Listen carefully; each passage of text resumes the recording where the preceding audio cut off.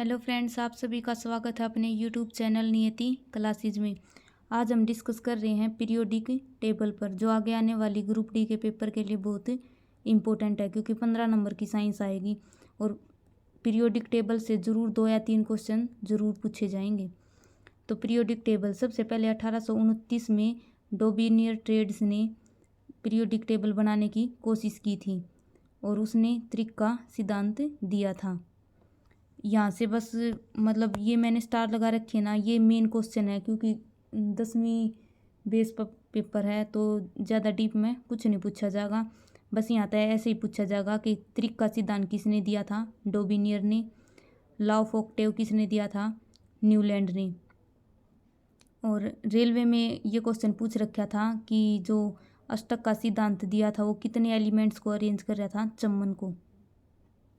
उसके बाद मेंडलीव, सबसे पहले आवर्त सारणी किसने बनाई थी, मेंडलीव ने बनाई थी, इसलिए मेंडलीव को फादर ऑफ पीरियोडिक टेबल कहा जाता है।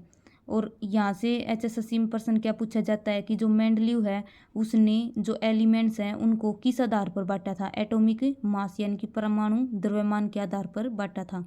और रेलवे में ये क्वेश्चन पूछा था कि मेंडलीव ने आवर्त सारणी में कितने एलिमेंट को अरेंज किया था, 63। और सबसे पहले ग्रुप और पीरियड में किसने बांटा था, मेंडलीव ने। तो यहाँ से क्या क्वेश्चन आएगा, बस फादर ऑफ पीरियोडिक टेबल कौन है, मेंडलीव। और मेंडलीव ने पीरियोडिक टेबल को किस आधार पर बांटा था, एटॉमिक मास। उसके बाद हेनली मोजले आया। हेनली मोजले ने जो मेंडलीव ने बना रखी थी पीरियोडिक टेबल, उसी में कुछ सुधार कर दिया, तो इसलिए father of modern periodic table किसे कहा गया, मोजले को। और मोजले ने जो पीरियोडिक टेबल है उसे परमाणु क्रमांक यानी कि एटॉमिक नंबर के आधार पर बांटा था। और ग्रुप कितने हैं, 18, पीरियड कितने हैं, 7, ब्लॉक कितने हैं, 4, SPDF। एस ब्लॉक जिसमें ग्रुप 1, ग्रुप 2 और 3 से लेकर 12 तक ग्रुप डी में आते हैं और 13 से लेकर 18 तक पी ब्लॉक में आते हैं और नीचे है F ब्लॉक। यहाँ से क्वेश्चन ये पूछा जाता है कि S ब्लॉक है उसमें कौन से हैं, ग्रुप 1 और ग्रुप 2 शामिल हैं। कुल 13 तत्व हैं। जो सबसे ऊपर आता है यहाँ पर सबसे ऊपर आता है हाइड्रोजन, वो क्या है, एक नॉन मेटल है।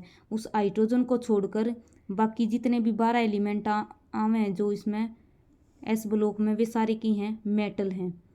P ब्लॉक में ग्रुप 13 से लेकर 18 तक आते हैं और डी ब्लॉक में 3 से 12 तक। और क्वेश्चन ये पूछा जाता है कि किस ब्लॉक में सारी की सारी मेटल हैं, तो कौन से में है, डी ब्लॉक में। इस तरह क्वेश्चन बनेंगे यहाँ से। अगर वीडियो अच्छी लगे तो वीडियो को लाइक, शेयर और चैनल को सब्सक्राइब जरूर करें।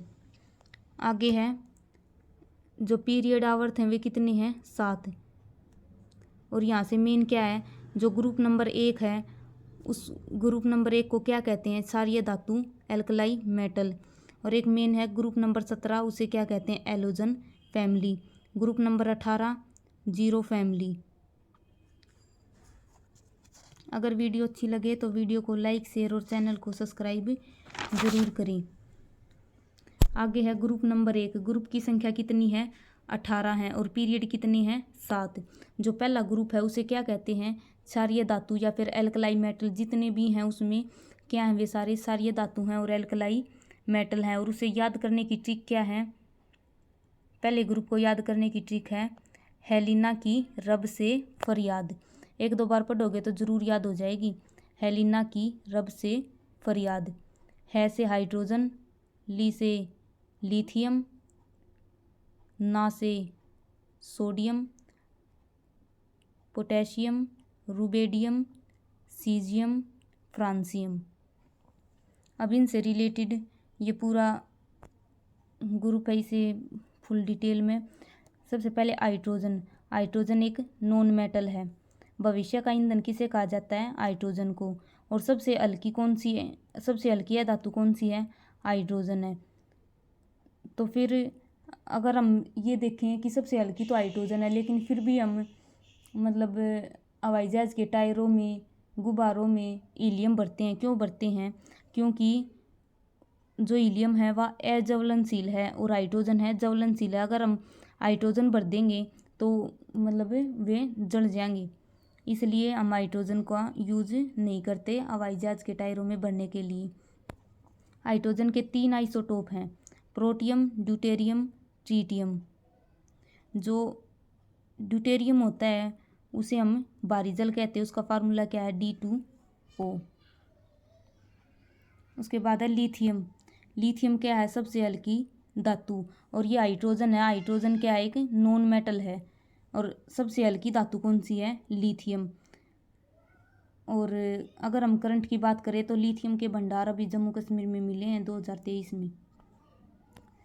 सोडियम, सोडियम से रिलेटेड जितने भी क्वेश्चन आते हैं वे सभी हैं। सोडियम को मिट्टी के तेल में रखा जाता है क्योंकि यह बहुत अभिक्रियाशील धातु है।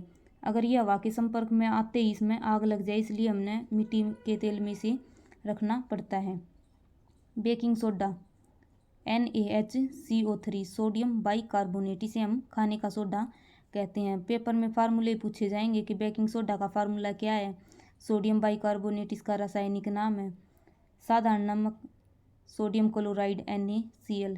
Washing soda Na2CO3 10H2O sodium carbonate इसका केमिकल नेम है। इस यहाँ से एक तो ये पूछा जाएगा कि वॉशिंग सोडा का फार्मूला क्या है, Na2CO3 10H2O, या फिर इसका केमिकल नेम पूछ लेंगे सोडियम कार्बोनेट।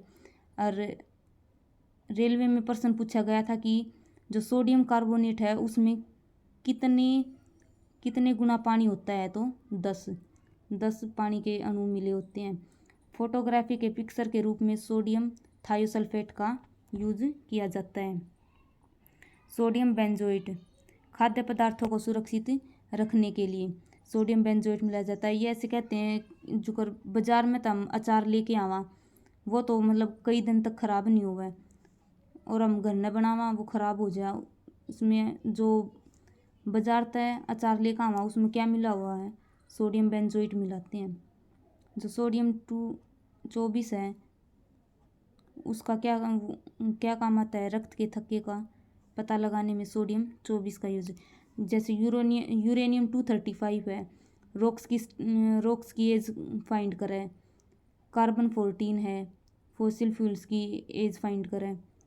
ऐसे ही सोडियम है, रक्त के थक्के का पता लगाता है।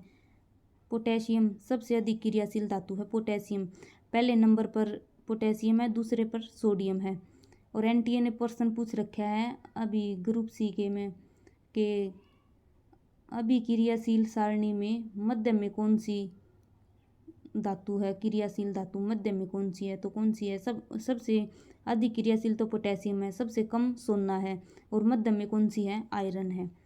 और सीजियम परमाणु घड़ियों में टाइम कीपर के रूप में सीजियम का प्रयोग किया जाता है।